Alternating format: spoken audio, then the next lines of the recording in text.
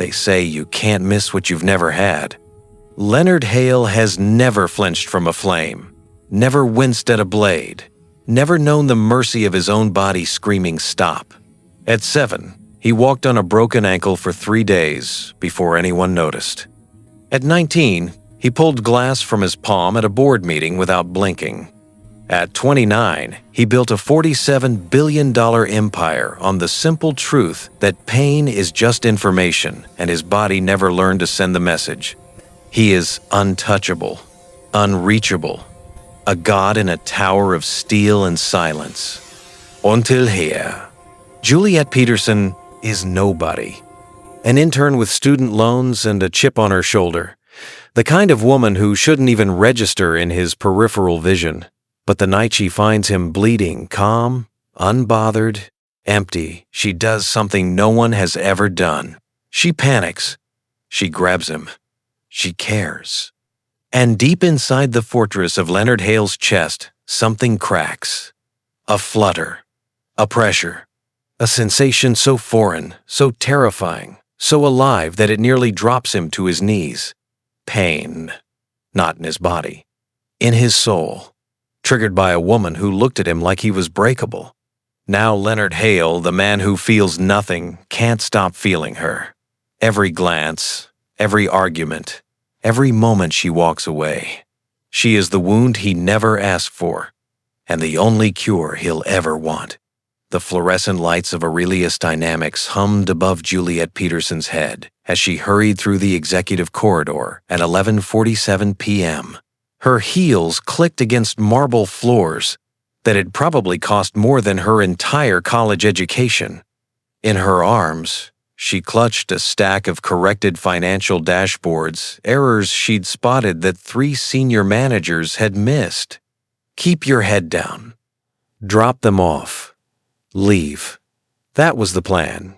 The plan shattered the moment she heard his voice. This is unacceptable. The words cut through the silence like a blade forged in ice. 3/4 of projected growth, and no one noticed the discrepancy in the Asian markets report? Juliet froze mid-step. Leonard Hale stood at the end of the hall, his tall frame silhouetted against the glass walls of his corner office. Even from 20 feet away, she could feel the gravity of his presence, the kind of power that didn't announce itself because it didn't need to. She'd seen him exactly twice in her 6 weeks as an intern. Both times from across crowded conference rooms. Both times she'd felt that inexplicable tug in her chest, like standing too close to the edge of something dangerous. Move. Now. She tried to slip past his open door, but the papers in her arms rustled a whisper of sound that shouldn't have mattered. But Leonard Hale heard everything. You. The single word stopped her blood cold. Juliet turned slowly. He was already moving toward her, his dark suit jacket discarded, sleeves rolled to his elbows, revealing forearms corded with tension. His jaw was sharp enough to cut glass, and his eyes gray, glacial, utterly unreadable, locked onto her with predatory focus. What are those? He gestured to the papers. Corrected dashboards, sir. Her voice came out steadier than she felt. For the Q3 projections. Corrected by whom? By me. Something flickered across his face. Surprise? Irritation? She couldn't tell. Leonard Hale's expressions were rumored to be as numb as the rest of him, though she didn't believe the whispered stories about his condition. Come here. It wasn't a request. Juliet walked into his office, hyper-aware of every step, every breath. The space was enormous floor-to-ceiling windows overlooking the glittering Manhattan skyline, minimalist furniture that screamed obscene wealth, and a desk the size of her entire studio apartment. Leonard took the papers from her hands, his fingers brushing hers for a fraction of a second. Nothing registered on his face, but Juliet felt it a jolt that traveled straight up her arm and settled somewhere behind her ribs. He spread the dashboards across his desk, scanning them with terrifying efficiency. Then he looked up at her, and for the first time, she understood why people said being in Leonard Hale's crosshairs felt like drowning. How did you find these errors? I rebuilt the model from scratch, sir. The original formula had a cascading error in cell reference F47. It compounded through every subsequent quarter. No one on my senior team caught this. No, seer. He leaned forward, planting both hands on the desk, closing the distance between them until she could smell cedar and something darker smoke, maybe, or danger. Who are you? Juliet Peterson, finance intern, Columbia MBA candidate. Peterson. He said her name like he was filing it away somewhere important. Why didn't you report this through proper channels? I did, 3 times. I was told the reports had already been approved and to focus on my assigned tasks. His eyes narrowed. And yet here you are, delivering them personally. At midnight, Juliet's chin lifted. She knew she should be afraid. Every survival instinct screamed at her to apologize, defer, shrink. But something about the way he looked at her like she was a puzzle he couldn't solve made her stand her ground. With respect, Mr. Hale, those errors would have cost this company $8 million next quarter. I wasn't going to let that happen because someone's ego couldn't handle being corrected by an intern. The silence that followed was deafening. Leonard Hale stared at her, and stared. And then impossibly the corner of his mouth twitched. You're either very brave or very stupid, Miss Peterson. I've been told they're often the same thing. He straightened, and she realized with sudden visceral awareness just how tall he was, how the air in the room seemed to thin when he moved, how her pulse was doing something entirely inappropriate for a professional setting. Get out, he said quietly. Juliet nodded, turned, and walked toward the door. Her hand was on the handle when his voice stopped her again. Miss Peterson. She looked back. Leonard Hale stood exactly where she'd left him, watching her with an expression she couldn't name. The city lights painted shadows across his face, softening nothing. Be here tomorrow, 9 a.m. You're reassigned to my office. Before she could respond, he turned back to the dashboards. Dismissed. Juliet stepped into the corridor, her heart hammering so hard she could feel it in her throat. She didn't know it yet, couldn't possibly have known, but something had just shifted in the universe. Something small and seismic, like the first crack before an avalanche. Inside his office, Leonard Hale pressed a hand to his chest. For 29 years, he had felt nothing. No pain, no sensation beyond pressure. A medical anomaly, the doctors called it. A gift, some said. A curse, he knew. But just now, just for a moment, when Juliet Peterson had looked at him with those fearless brown eyes and refused to flinch, he'd felt something. A flutter, a warmth, a pull he couldn't explain.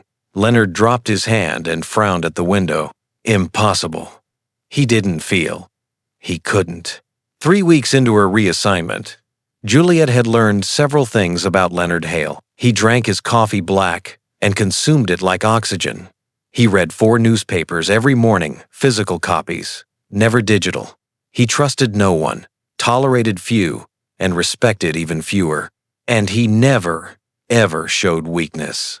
Which was why the scene she stumbled upon at 10 p.m. on a Thursday night made no sense at all. Juliet had forgotten her laptop charger in the executive conference room. A stupid mistake. She'd retraced her steps through the emptied building, retrieved it, and was heading back to the elevator when she heard the crash. Glass, shattering, from Leonard's office. She ran without thinking. The door was ajar. She pushed through it and found him standing near the wet bar in the corner, surrounded by glittering shards of broken crystal. A decanter lay in pieces at his feet, and blood dark, spreading, pooled beneath his bare foot. Mr. Hale, he looked up at her, and his expression was blank. Mildly inconvenienced, at most. Miss Peterson, you're still here. Your foot! She rushed toward him, her charger forgotten, her mind screaming blood. So much blood. Why isn't he reacting? It's fine. It's not fine. You're standing in broken glass. You're bleeding everywhere. I'm aware. She grabbed his arm without permission, trying to pull him away from the wreckage. His skin was warm beneath her fingers, solid and unyielding, and he didn't move. "Sit down," she ordered. "Now." Something flashed in his eyes. Surprise, maybe, or the ghost of amusement, but he allowed her to guide him to the leather couch. She knelt before him, examining the damage. A shard of crystal was embedded in the arch of his foot, and smaller cuts decorated his sole like cruel confetti. "This needs stitches," she said, her voice shaking. "Why aren't you... How can you just..." "I have a condition." "What condition makes you not care that there's glass in your foot?" "Congenital insensitivity to pain." The words were clinical, detached. "I don't feel physical sensations the way others do. Pain, specifically, doesn't register." Juliet stared at him. She'd heard the rumors, of course. The whispers about the CEO who couldn't be hurt, who once walked off a third-degree burn like it was a paper cut, who had to schedule physical examinations because he couldn't tell when something was wrong with his own body. She thought they were exaggerations. Corporate mythology designed to make him seem superhuman. But now, looking at his bleeding foot and his utterly unmoved expression, she felt something crack open inside her chest. Not fear, not disgust, grief. She swallowed hard. "That's horrible." Leonard blinked. "Excuse me?" "To never feel anything, to not know when you're hurt." Her eyes burned, and she blinked rapidly, refusing to let tears fall in front of him. "How do you live like that?" He was staring at her now, really staring like she'd said something in a language he'd never heard. "Most people consider it an advantage," he said slowly. "Most people are idiots." She yanked off her cardigan and pressed it against his foot, applying pressure to stop the bleeding. Her hands trembled. "From shock," she told herself. "From adrenaline. You could have severed something," she snapped, her voice cracking. "You could have bled out while calmly reading your emails, and no one would have known until morning. Do you understand that? Do you have any idea how—" Juliet, her name in his mouth. Not Miss Peterson. Not the intern. Juliet. She looked up. Leonard Hale was watching her with an expression she'd never seen on his face before. Something raw. Something fractured. His chest rose and fell unevenly, and his hand, his steady, surgeon-still hand, pressed against his sternum. "What are you doing to me?" he whispered. "I'm stopping you from bleeding to death." "No." His voice was strange, rougher than usual. "Something's happening. When you yelled at me just now, when you touched me," his brow furrowed, like he was trying to solve an equation that kept changing. "There's a pressure in my chest. I've never..." He trailed off. Juliet's heart stuttered. She knew logically, professionally, that she should call security. Call a doctor. She was an intern, for God's sake, not equipped to handle whatever medical crisis was unfolding inside the billionaire CEO's body. But she couldn't move, couldn't look away from the confusion in his gray eyes. "You felt something?" she asked softly. Leonard's jaw tightened. "I don't know what I felt," but his hand stayed pressed to his chest. And when Juliet finally convinced him to let her call his private physician, when the doctor arrived and extracted the glass and bandaged his foot with practiced efficiency, Leonard Hale watched her the entire time, like she was the most dangerous thing he'd ever encountered. Leonard began collecting data. He told himself it was scientific, clinical, a controlled study into an anomaly he needed to understand.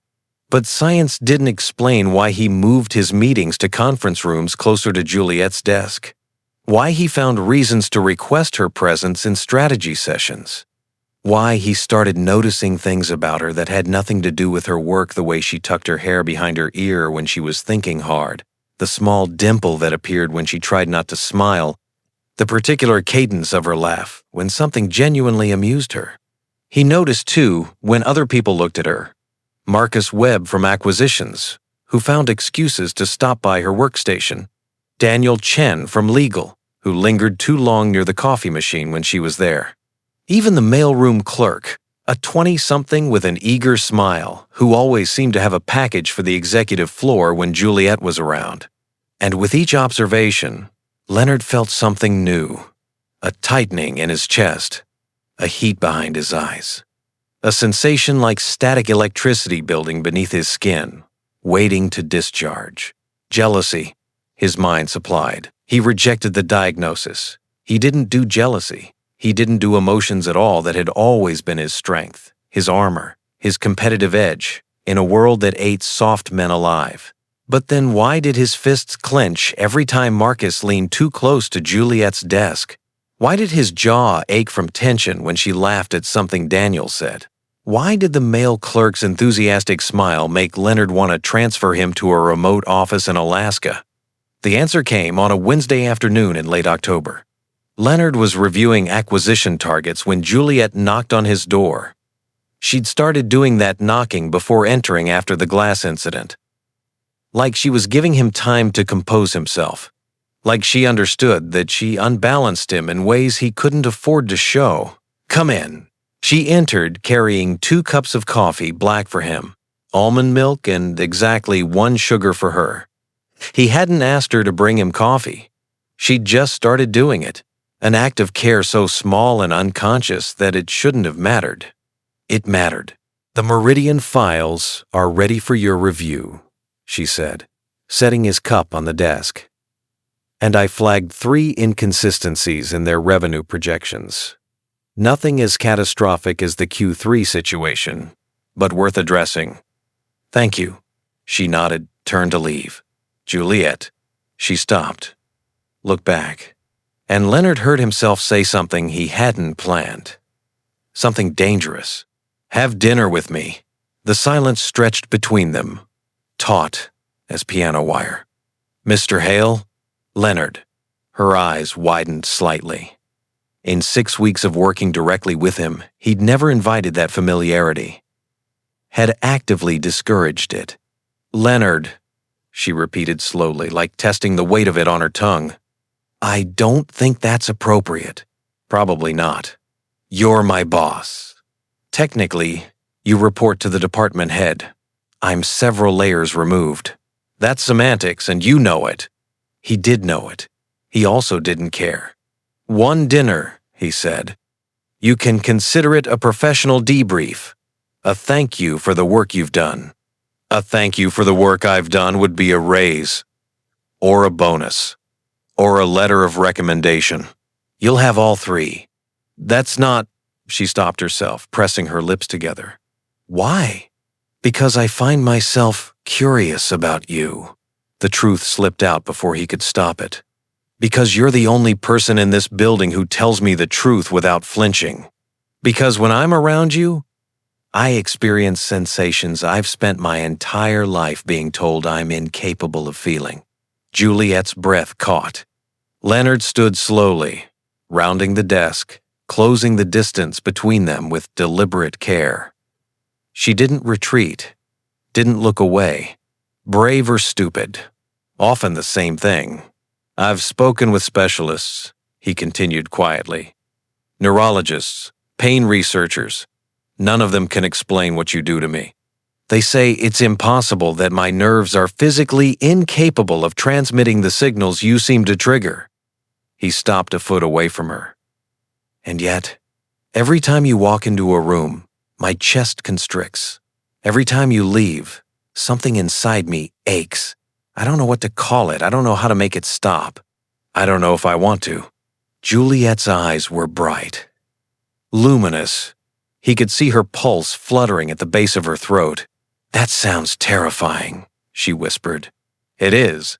Then why would you want more of it?" Leonard considered the question. Considered her.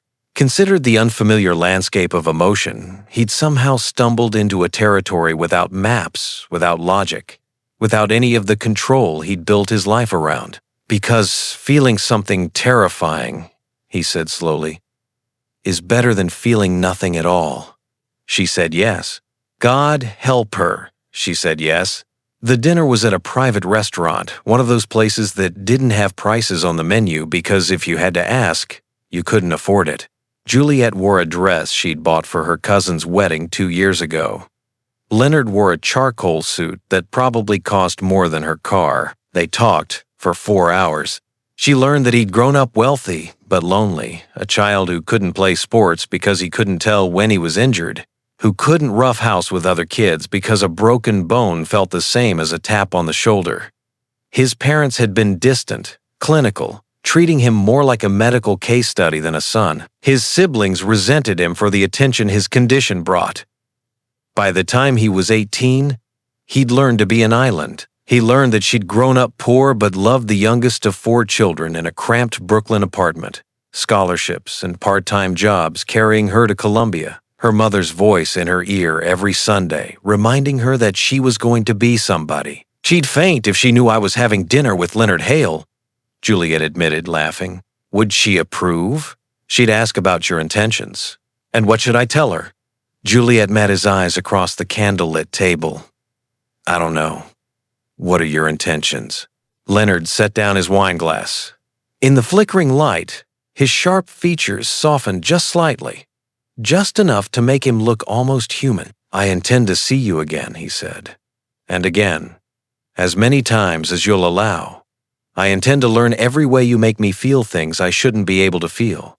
I intend to discover whether this is a fluke or a permanent alteration to my entire neurological reality. He paused. Is that acceptable? It's terrifying. You've said that before. Because it's true. She took a breath. You're a billionaire, Leonard. You run a Fortune 500 company.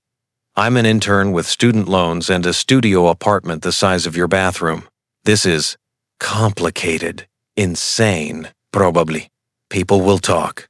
Let them. Your board will have concerns. My board answers to me. The media? Juliet. He reached across the table and took her hand. She felt it, the warmth of his palm, the calluses she hadn't expected, the slight tremor in his fingers. And she watched his face as he registered the contact. His breath caught, his pupils dilated, his hand tightened around hers like he was holding onto something precious. I've lived for 29 years without feeling anything, he said quietly. I built an empire because I had nothing to distract me. No pleasure, no pain, no fear, just efficiency. His thumb traced across her knuckles. Do you know what that's like? To exist inside a body that gives you nothing? To walk through the world like a ghost in your own skin? No, she whispered. I don't. I didn't either. I thought that was just life. My life. The only version I'd ever get. He lifted her hand and pressed his lips to her knuckles, a gesture so tender it made her chest ache. And then, you yelled at me for standing in broken glass. And suddenly I felt like I'd been struck by lightning. The weeks that followed were a fever dream. They kept their relationship quiet at first. Professional interactions during the day, stolen dinners and midnight phone calls after hours. But secrets in corporate America have short lifespans, and Aurelius Dynamics was no exception. The whispers started small. A knowing look between assistants, a raised eyebrow from a senior manager, a carefully worded email from HR requesting a meeting that Juliet ignored. Then came the news articles. Billionaire CO spotted with mystery woman at exclusive Manhattan restaurant. Who is Leonard Hale's new obsession? Sources say she's an intern. Aurelius Dynamics stock dips amid speculation about CO's judgment. The board convened an emergency meeting. Juliet offered to resign. Leonard refused. You're not going anywhere, he said, pacing his office like a caged animal. This is exactly what they want, to make you the scapegoat for their own insecurities. Leonard, the stock dropped 3%. That's billions of dollars. The stock dropped because investors are reactionary sheep who panic over tabloid headlines. It'll recover. And if it doesn't, he stopped pacing, turned to face her. Then I'll burn this company to the ground before I let them take you from me.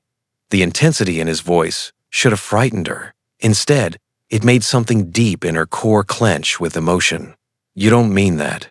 I absolutely mean that, Leonard. Every time you say my name, my heart rate spikes by 15%. I had my physician run tests. He thought I was developing arrhythmia. Leonard's laugh was hollow. I'm not developing arrhythmia, Juliet. I'm developing feelings. For you. Only for you. And I don't know how to make it stop. And I don't want to make it stop. And if that means this company falls apart, then stop. She crossed to him, took his face in her hands. His jaw was rough with stubble. His eyes were wild. Stop. Breathe. He breathed. She felt his pulse thundering against her palms. We'll figure this out, she said quietly. Together. Okay? Together, he repeated like it was a word from a foreign language. I've never done anything together. I know. I don't know how. I'll teach you. His hands came up to cover hers, pressing them tighter against his face. And for a long moment, they stood there, the billionaire and the intern, the Ice King and the woman who'd somehow taught him to melt. You're going to destroy me, he whispered. Maybe. I'm not afraid. You should be. His lips curved, not quite a smile, but close. Brave or stupid. Often the same thing. It happened on a Thursday. Juliet arrived at work to find her security badge deactivated. The lobby guards, who usually greeted her by name, wouldn't meet her eyes. Her phone buzzed. Leonard. Where are you? Juliet. Lobby. My badge isn't working. Leonard. Stay there. I'm coming down. But before he could arrive, a woman in a crisp navy suit intercepted her. Vivienne Chen, Chief Operating Officer, board member, and according to office gossip, the woman who'd expected to be Leonard's eventual successor, Miss Peterson. Vivienne's smile was a blade wrapped in silk. Walk with me. They walked. Vivienne led her to a conference room on the third-floor neutral territory, far from Leonard's domain. She closed the door and gestured to a chair. I'll stand, Juliet said. Suit yourself. Vivienne sat, crossing her legs with practiced elegance. I'll be direct with you, Miss Peterson. The board has concerns. About your relationship with Mr. Hale. About the effect it's having on this company. About the appropriateness of an intern wielding significant influence over a man worth $47 billion. I don't wield influence over him. No? Then why did he triple the budget for the finance department last week? Why did he decline a merger opportunity worth $2 billion because it would require relocating headquarters to Chicago away from your family in New York? Vivienne's smile sharpened. Don't play naive, Miss Peterson. It's beneath you. Juliet's stomach churned, but she kept her face neutral. Leonard makes his own decisions. Mr. Hale used to make decisions based on logic, numbers, strategy. Now he makes them based on whatever will keep you close. Vivienne leaned forward. You're a liability, and the board has decided to eliminate you. You can't fire me for having a relationship. We're not firing you. Vivienne slid a folder across the table. We're offering you a settlement, $5 million, a glowing recommendation. A signed NDA preventing you from ever speaking about Mr. Hale or Aurelius Dynamics. In exchange, you resign immediately and sever all contact. Juliet stared at the folder. $5 million. More money than she'd ever dreamed of. Enough to pay off her loans, buy her mother a house, start over somewhere far from the wreckage of this situation. And if I refuse? Vivienne's expression didn't change. Then we pursue other avenues. Your student loans, your mother's medical debt. Yes, we know about that. Your cousin Marcus's pending bankruptcy filing. It would be unfortunate if certain financial pressures became public knowledge. Ice flooded Juliet's veins. That's blackmail. That's business. Vivienne stood. You have until noon to decide. Juliet didn't go to Leonard. She couldn't, because somewhere in the chaos of the last 3 months, she'd forgotten a crucial truth. She didn't belong in his world. She was a visitor, a novelty, a woman who'd accidentally awakened something in a broken man and convinced herself it meant she could stay. But Vivienne was right. She was a liability. And the people Leonard cared about, the employees, the investors, the thousands of families whose livelihoods depended on Aurelius dynamics, they didn't deserve to suffer because she'd let herself fall in love with someone she could never really have. At 11:47 a.m., Juliet Peterson signed the NDA. At 11:52 a.m., she cleared out her desk. At noon, she walked out of Aurelius Dynamics for the last time. Her phone rang continuously, Leonard, Leonard, Leonard, until she turned it off. She didn't cry until she got home. Leonard found out from Vivienne. She told him in the boardroom, in front of everyone, a calculated humiliation designed to remind him who really controlled Aurelius Dynamics. The intern situation has been resolved, she said smoothly. Miss Peterson accepted a generous severance package and has agreed to permanent no-contact terms. She's already vacated the premises. The room went silent.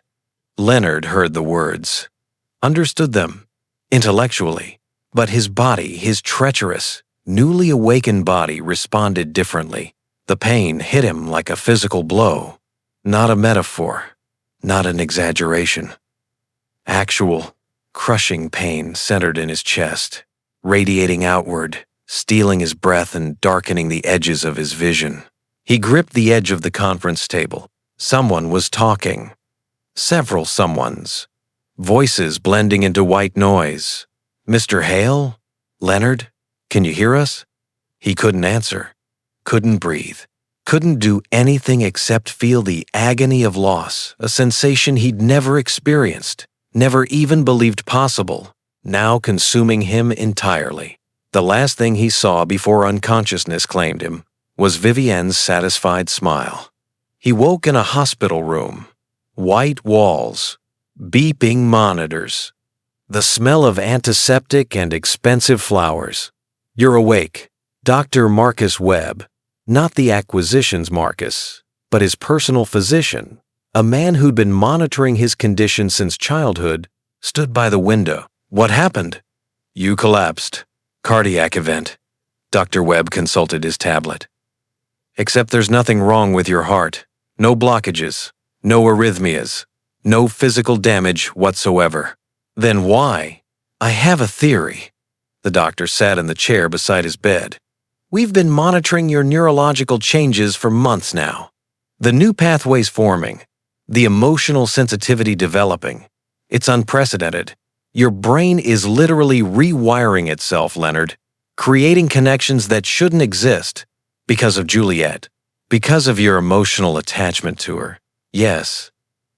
Your system has apparently decided that she's essential, a required input for these new pathways to function. Doctor, Webb paused. And when that input was suddenly removed, withdrawal. In a manner of speaking, your brain experienced her absence as a catastrophic loss, a trauma. It triggered a psychosomatic response severe enough to shut down your motor functions. Leonard stared at the ceiling. For 29 years, he'd felt nothing. Now he felt everything, and the everything was agony. Where is she? I don't have that information. Find her. Leonard, you need to rest. I need her. He sat up too fast and the room spun. She left because someone made her leave. Someone threatened her, or paid her off, or convinced her she was doing the right thing by abandoning me. And every second she's gone, I feel like I'm dying. That's likely accurate, actually. Your vitals destabilize significantly when you discuss her. Then stop discussing and start finding. It took 3 days. 3 days of private investigators, of leveraged contacts, of threats and promises, and Leonard pulling every string he'd ever possessed. 3 days of constant, unrelenting pain. But he found her. She was staying at her mother's apartment in Brooklyn, a fifth-floor walk-up with peeling paint and a broken elevator. Leonard took the stairs 2 at a time, ignoring the curious looks from neighbors, ignoring the weakness in his legs, ignoring everything except the singular need to see her face. He knocked. Silence. He knocked again. "Go away, Leonard." Her voice, muffled through the door but unmistakable. "No. I signed an NDA. I can't talk to you. The NDA is void. I had my lawyers review it this morning.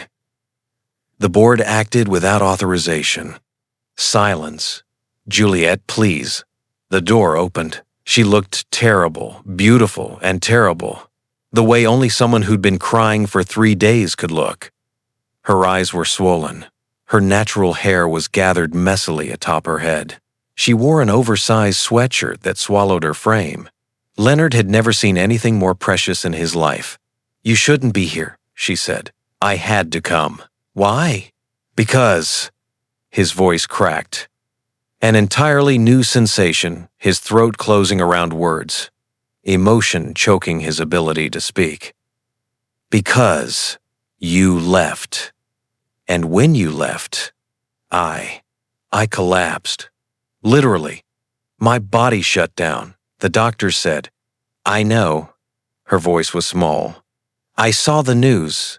Then you know I need you. You don't need me, Leonard. You have a company, an empire, billions of dollars. What you felt was a temporary chemical imbalance. Don't." He stepped forward, and she stepped back, but he followed until they were standing in her mother's cramped living room, surrounded by family photos and crocheted Afghans and the evidence of a life completely unlike his own. "Don't tell me what I felt. I've spent 29 years being told what I could and couldn't feel, and I'm done. I'm done. Leonard, you hurt me." The words came out broken, raw. "When you left, you hurt me so badly I thought I was dying. And you know what? I'm glad. I'm glad you hurt me, Juliet, because it means I'm capable of being hurt. It means I'm human. It means all those years of emptiness were just waiting. For you." Tears streamed down her face now. His too, the first tears he'd ever cried, burning tracks down cheeks that had never known moisture. "You healed me," he continued, voice shaking. "You showed me what it means to care about something. Someone. To feel terrified and exhilarated and desperate all at once. You were the first pain I've ever felt." He stopped, gathered himself, crossed the final distance between them. "And you're the only one I don't want to lose." Juliet's hands came up trembling, uncertain, and pressed against his chest, over his heart, where she'd always belonged. "I was trying to protect you," she whispered. "Your company, your reputation, everything you built. I don't care about any of it. You should. I can't." He covered her hands with his. "I tried. I spent 3 days trying to convince myself that the rational thing, the logical thing, was to let you go. To go back to feeling nothing. To be the cold, efficient machine everyone expects me to be." He pressed his forehead to hers. "But I can't. I don't want to be that machine anymore. I want to be the man who feels too much, who loves too hard, who has one person in this entire God-forsaken world who makes his heart beat faster and his chest ache and his eyes burn with something other than exhaustion. Leonard, I love you." The words were new on his tongue, foreign, terrifying. "I love you, Juliet Peterson, and I don't care if it destroys me, I don't care if it costs me everything, She kissed him. Soft, fierce, her fingers curling into his shirt, his arms wrapping around her like he'd never let go. And Leonard Hale, billionaire, CEO, the man who'd spent his entire life feeling nothing, felt everything. Every nerve ending singing. Every emotion crashing through him. Every wall he'd ever built crumbling to dust. 6 months later, the business magazines ran a different kind of headline. Aurelius Dynamics reports record profits under new co-leadership model. Leonard Hale's secret weapon. The Woman Who Taught Him to Feel, Love in the Boardroom, How an Intern Became a Billionaire's Equal. Vivienne Chen resigned 3 weeks after Leonard's return, something about pursuing other opportunities. The board quietly restructured. Several members found themselves reassigned to advisory positions with no actual power. Juliet returned to Aurelius Dynamics not as an intern, but as Chief Strategy Officer, a title Leonard had insisted on, despite her protests that she hadn't earned it. "You found an $8 million error in your first month," he reminded her. "You've earned it." She still yelled at him when he forgot to check his body for injuries. He still struggled to understand emotions that most people took for granted. They fought about work, about his tendency to overwork, about her habit of taking on too much responsibility. But they always came back to each other. In his office, in her mother's apartment, in the penthouse suite he'd asked her to share with him, in quiet moments and chaotic ones. In the space between heartbeats, where two people who'd found each other against impossible odds learned, day by day, how to build something that would last. One evening, watching the sunset paint Manhattan gold from their bedroom window, Juliet traced her fingers over his chest, over the heart that now beat for her. "Does it still hurt?" she asked softly. Leonard considered the question. The ache was still there, a constant hum beneath his ribs, a reminder that he was capable of loss, of longing, of love. "Yes," he admitted, her brow furrowed. "I'm sorry. Don't be." He pulled her closer, pressing a kiss to her forehead. "It's the best pain I've ever felt." She laughed, that particular sound that still made his pulse spike, and settled against him. Outside, the city glittered. Inside, for the first time in his life, Leonard Hale felt completely, impossibly, devastatingly alive. And he wouldn't have it any other way.